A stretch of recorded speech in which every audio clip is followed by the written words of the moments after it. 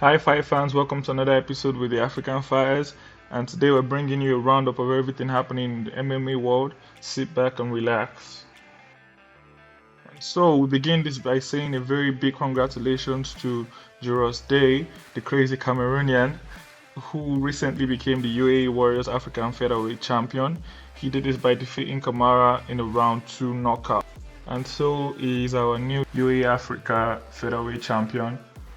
This fight was really interesting. Round one, Jaures Dea came out, did what he was supposed to do, and in the second round, just when Kamara was beginning to figure him out, a lot of people thought he was going to win that round if he didn't get knocked out, but he came in lunging with a knee, and that was the end of the story. Obviously, you cannot be reckless with someone as good as Jaures Dea. And so, once again, a big congratulations to Jaures Dea as he becomes the UAE Warriors African Featherweight Champion. And with that, we move to the man of the moment, Igeu Kabesa. I mean, 3 times EFC Featherweight Champion. He's believed to be one of the best featherweights, if not the best featherweight out of Africa. His record speaks for itself. He's 15-2, 6 KOs, 4 by submission, 5 by decision. Going to be making his PFL debut, PFL Challenger series in Orlando, Florida. This is an amazing feat for Igeu Kabesa. He has earned this place, he has worked hard, and we're really happy that he has the opportunity to show us what he's got. And obviously, if he turns up and he puts up a show like we know he can, he's probably going to get a PFL contract and compete in the PFL season. We're really hoping that Igeu Kabesa can impress in his PFL debut at the PFL Challenger series. And now we move to one of the most anticipated fights in the history of the UFC. Everybody has been talking about it. Everybody has been waiting to see him fight again. It's the return of Jon Jones. Jon Jones is going to be coming back into the UFC after 3 years out. He's not coming back as a light heavyweight anymore, as he feels like, he has done everything there is to do in that division. He's coming back to fight Ciryl Gane.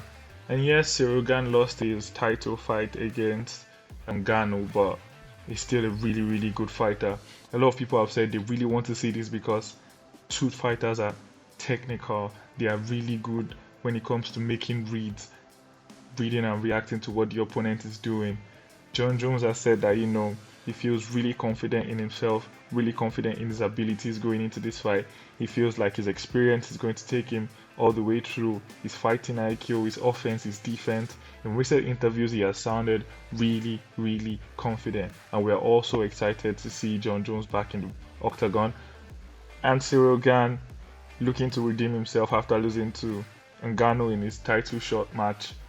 He's going to get another go at it against Jon Jones. Would that be a more difficult fight for him? We'll see.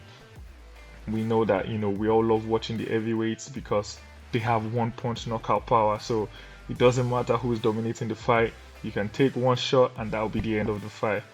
Jon Jones, the legend, arguably the best pound-for-pound fighter, comes into this fight with 26-1 record. We know that the one he lost was a disqualification, so he's actually never really lost in the UFC. Taking on Ciryl Gane, who comes into this fight 11-1. And in this fight, just as expected, Jon Jones is the betting favorite with a -160 odds. Ciryl Gane is going to need to pull every trick he has in his bag to win this fight. Everybody wants to see this. It's happening March 3rd, Las Vegas, Nevada. Jon Jones versus Ciryl Gane. It's going to be an epic match. We cannot wait for this one to go down. And so from there, we move on to the co-main event of UFC 285. It's Valentina Shevchenko, the Bullet, taking on Alexa Grasso.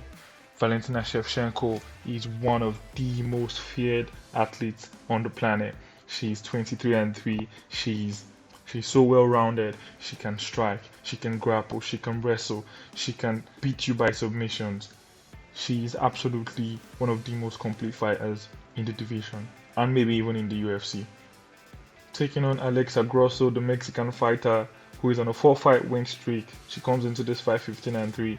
Make no mistake about it, Alexa Grasso is a really difficult fighter. She makes it really difficult for her opponents, and going up against Valentina Shevchenko is not going to be an easy feat for her. Valentina Shevchenko is the betting favorite by a long margin. So if Alexa Grasso finds a way to pull up an upset, it will probably be one of the biggest upsets that the UFC has ever seen. Valentina Shevchenko versus Alexa Grasso, the co-main event, UFC 285. And so, moving away from UFC 285 onto other stories. Ex-UFC Heavyweight Champion Francis Ngannou, we always sad to see him leave. He just achieved his dream of being UFC Heavyweight Champion, and then it was cut short by, a lot of business decisions. Adesanya has come out recently to say he wasn't asking for too much, he wasn't trying to be a diva.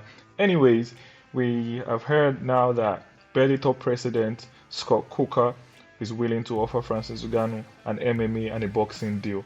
That will be super for Francis Ngannou, because we know he has always harbored hopes of fighting professional boxing. We've heard him say he wants to go up against the likes of Fury, and this deal is going to offer him the opportunity to do both MMA and boxing. A quote from Scott Coker says, "We are also talking about having a conversation with him and Steven, which happened earlier this week, about getting into Showtime pay-per-view boxing too. I think we have a great company to offer him both sides of the combat sports business that he would like to, which is fight MMA and also box. I think we're a great fit." That's what Scott Coker was quoted saying. And now on to other news. We're going to see Joe Rogan making his first appearance in 2023 on UFC Fight Night 285. He's going to be alongside DC, Daniel Cormier, and John Arik to run commentary on UFC 285, just the way we love it. And just before we go, we're going to give you a roundup of the highly anticipated matchup between Jake Paul and Tommy Fury. We saw a lot of back and forth, in leading up to the fight. We heard Tyson Fury saying if Tommy Fury loses, he's going to retire him. We heard, Jake Paul saying a lot of things about Tommy Fury. He's not built for the moment. Anyways, Tommy Fury won the match by decision. Jake Paul, even though he lost the fight, in my opinion, didn't really do himself any disservice. For someone who picked up the sport pretty late, going up against a proper boxer, for someone who has been boxing for a very long time, managing to stay in the fight, didn't get knocked out, didn't get, destroyed in any way. I think he really gave it a good impression of himself, and he has already asked for a rematch. He went as far as asking, calling out people like Canelo Alvarez. Obviously, he was joking because there's no way he fancies himself in the ring with Canelo Alvarez. Canelo is a bad man. And on that note, this is where we're going to wrap it up. Thanks, fight fans, for staying with us. Have a good day.